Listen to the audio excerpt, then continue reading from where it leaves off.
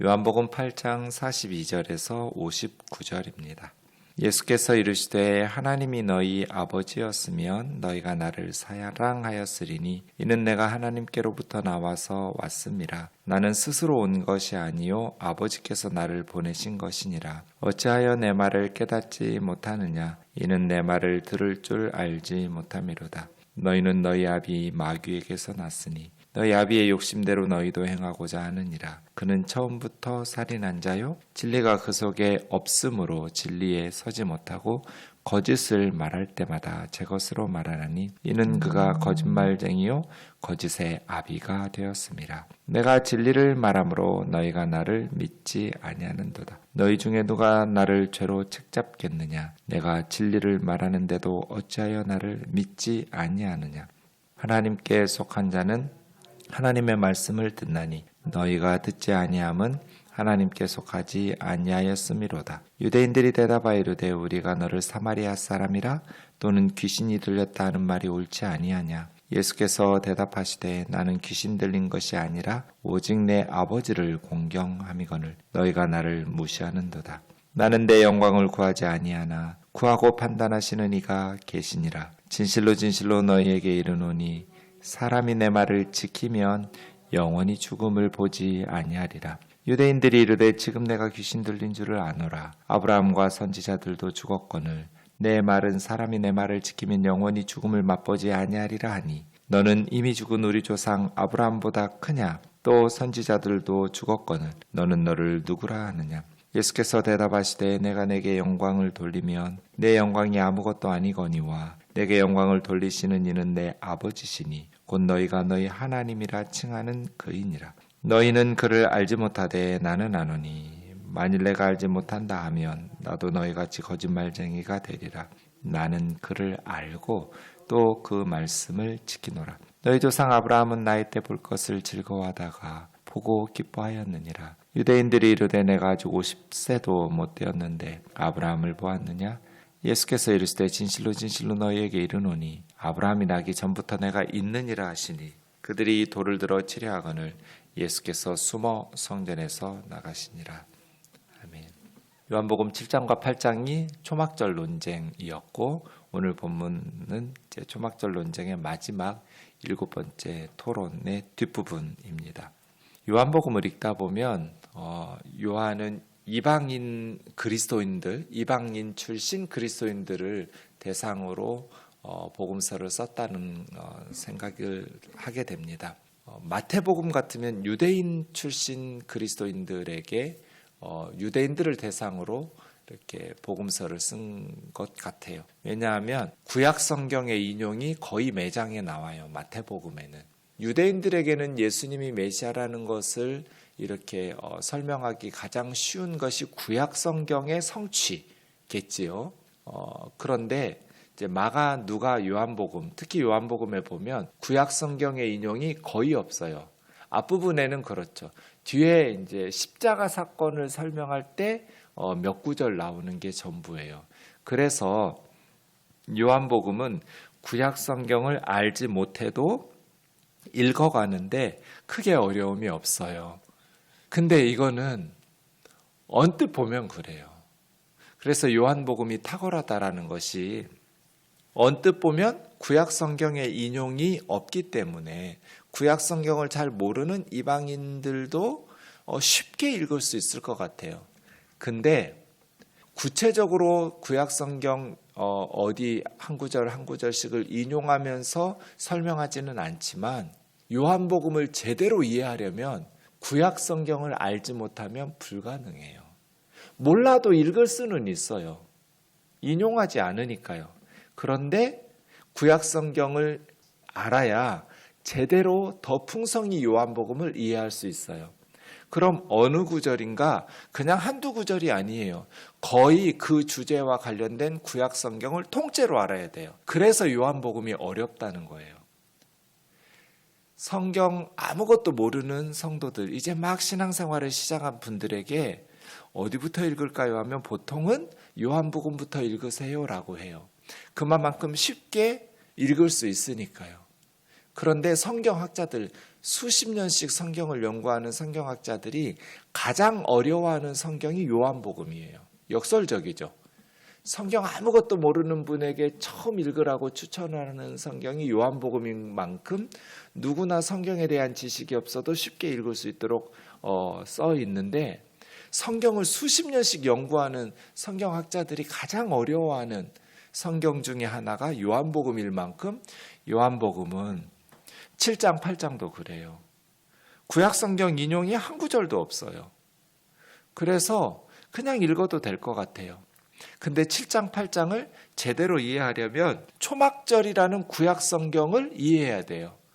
그냥 어디 한두 구절만 이해하는 것이 아니라 초막절과 관련된 것을 통째로 이해하고, 초막절뿐 아니라 구약성경의 핵심 사상들을 통째로 이해해야 돼요. 그래야만 7장, 8장을 제대로 더 풍성하게 이해할 수 있어요. 그래서 참 요한복음은 탁월하다.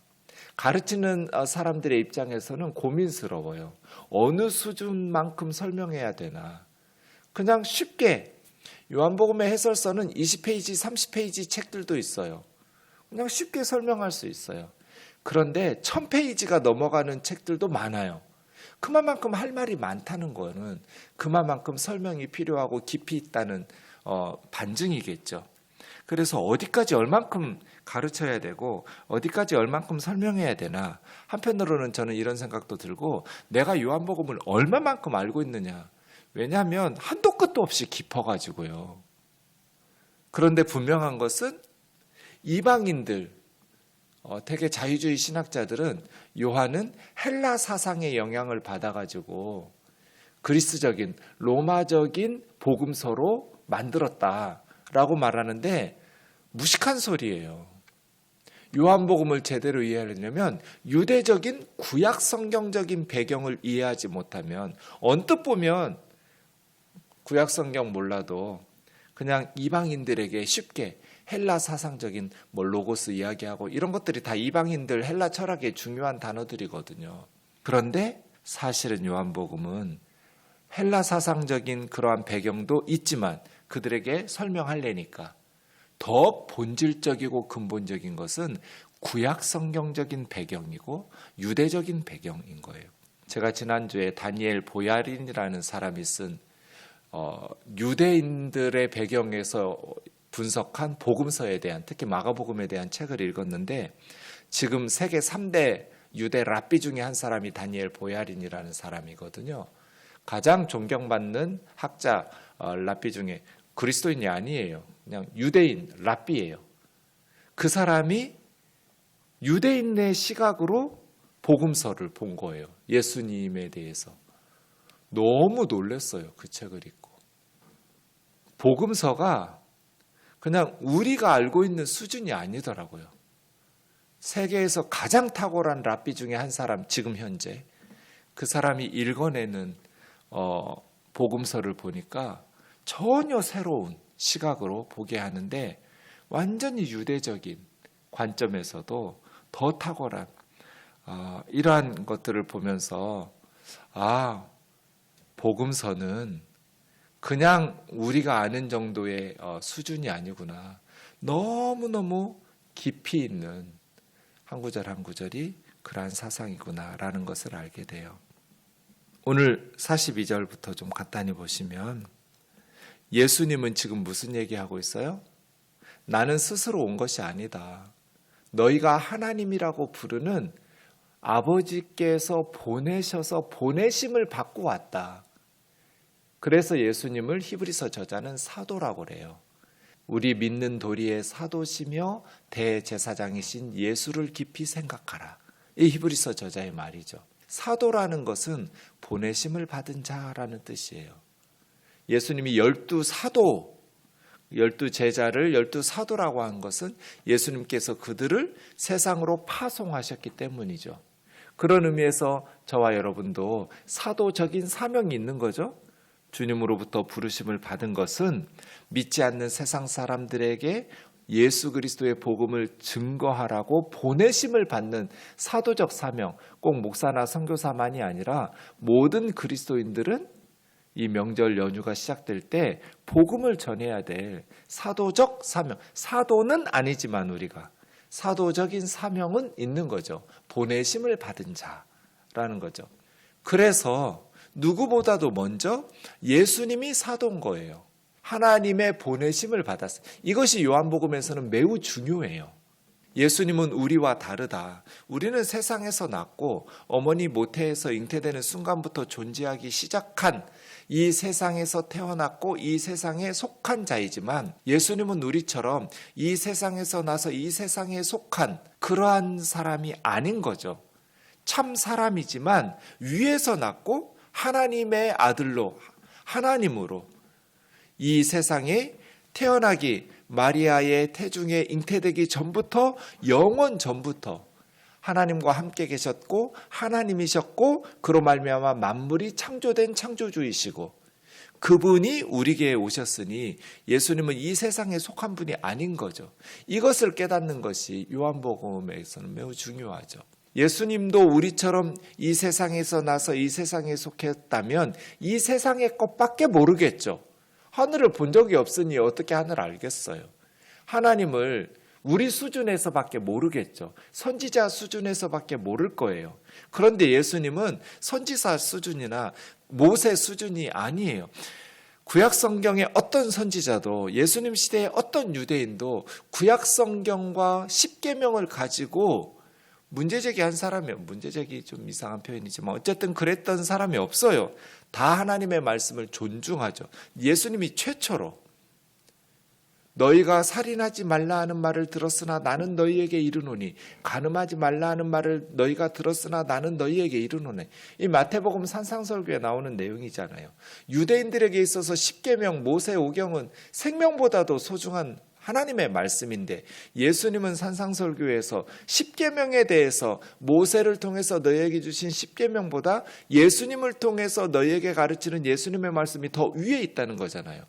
너희가 십계명에서 살인하지 말라는 말 들었지만 나는 너희에게 이르노니 누구 말이 더 하나님의 뜻에 가깝고 누구 말이 더 중요하다는 거예요? 예수님 말씀이잖아요. 이렇게 말한 선지자 아무도 없고요. 이렇게 말한 사도도 아무도 없어요. 최초예요, 최초. 유대인 최초. 그럼 예수님은 자기 자신을 지금 어떻게 인식하고 계신 거예요?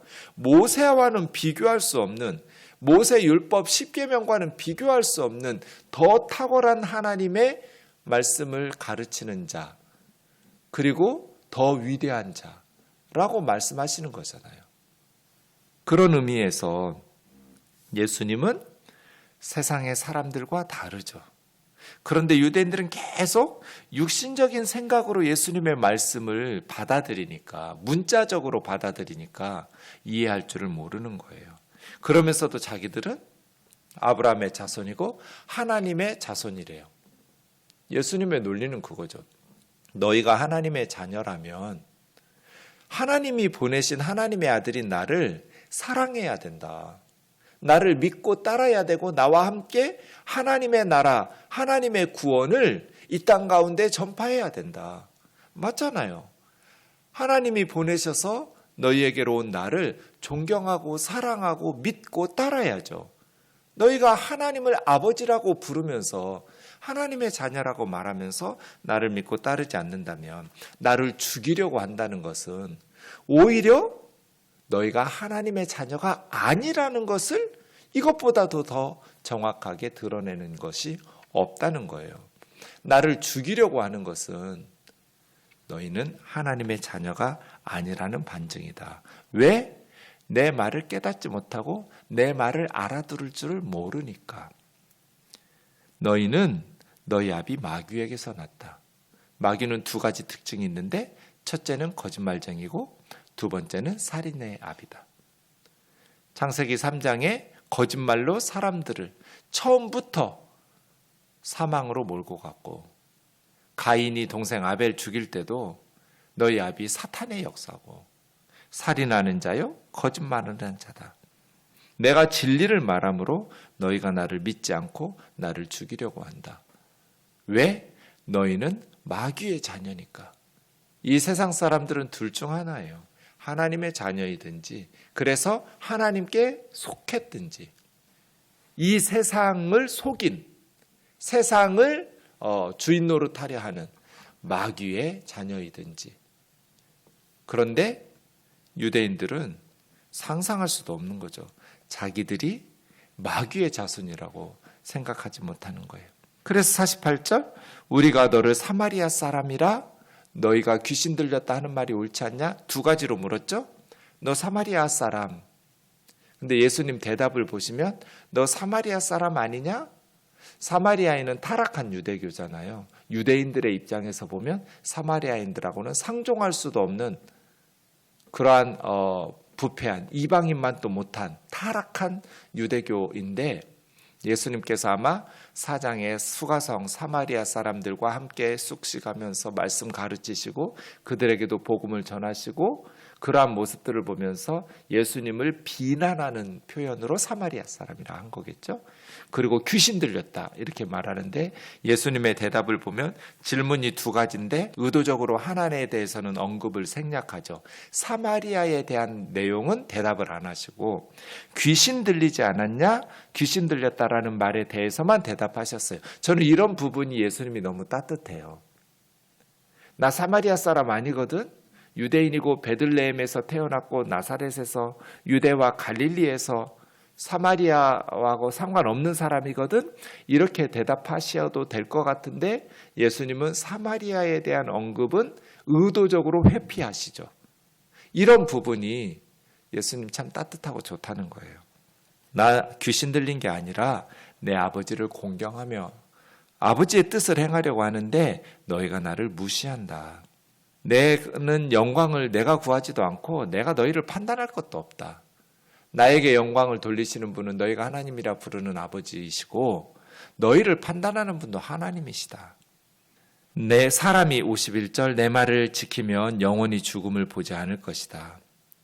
거봐, 너 귀신 들렸잖아. 아브라함도 죽고 우리 선지자들 조상들 다 죽었는데 네가 방금 한 말이 사람이 너의 말을 지키면 영원히 죽지 않는다고 하니까 너 귀신 들린 거 아니냐. 예수님의 말씀을 문자적으로 이해해서 알아들을 줄을 모른 거죠. 너는 이미 죽은 우리 조상보다, 조상 아브라함보다 더 위대하냐? 선지자들보다 더 위대하냐? 너는 너를 누구라 하느냐? 53절이 중요하다고 그랬죠. 54절부터 직접 대답이 아니고 진짜 대답은 58절에 나오죠. 너는 너를 누구라고 하느냐? 진실로 진실로 너희에게 이르노니 아브라함이 나기 전부터 내가 있느니라. 네, 50세도 못 됐는데, 아니 아브라함이 이 세상에 존재하기 전에 2000년 전에 존재했던 아브라함이 있기 전부터 에고에이미, 나는 스스로 존재하는 자 하나님이다. 난 여호와 하나님이야. 너를 누구라 하느냐? 나는 하나님이다. 너희와는 다르다. 그래서 신성모독으로 돌을 들어서 예수님을 쳐서 죽이려고 하는 것이죠. 이것이 초막절 논쟁의 마지막 결론이었어요. 예수님은 누구신가? 예수님은 이 우주를 창조하신 창조주 하나님, 이 우주가 빅뱅으로 존재하기 시작하기 이전부터, 영원 전부터 하나님으로 우리를 지으신 그 하나님이라는 거예요. 우리가 태어나 보니까 이렇게 신비로운 지구가 있었죠. 그런데 이 세상에서 100년 혹은 짧고 길게 살다가 언젠가 우리의 삶이 마무리되어져 가요. 이 세상, 이 오묘한 세상에서 잠깐 살다가 가는 우리의 인생에 예수 그리스도를 알게 되었다는 것, 예수님을 통해서 우리가 우리의 삶을 예수님께 맡기고 예수님의 말씀 안에 거하면서 예수님을 붙들고 살아가게 되었다라는 것이 얼마나 큰 축복인지 모르겠어요. 예수님이 누구신지 알 때 우리는 믿음의 길을 걸어가게 되고 광야 같은 이 험한 세상을 평강을 누리면서 참된 자유를 누리면서 살아가게 되거든요. 소망 가운데 살아가게 돼요. 왜냐하면 우리는 이 세상에 속하지 않고 이 세상에서 살지만 하나님께 속해서 하나님의 말씀을 들을 줄 알고 예수님을 통해서 주신 하나님의 음성을 들으면서 하나님의 진리 가운데 걸어갈 수 있게 되었기 때문이죠. 어떻게 이런 일이 가능한가? 눈을 보지 않은 어린아이가 어떻게 그런 게 있느냐고.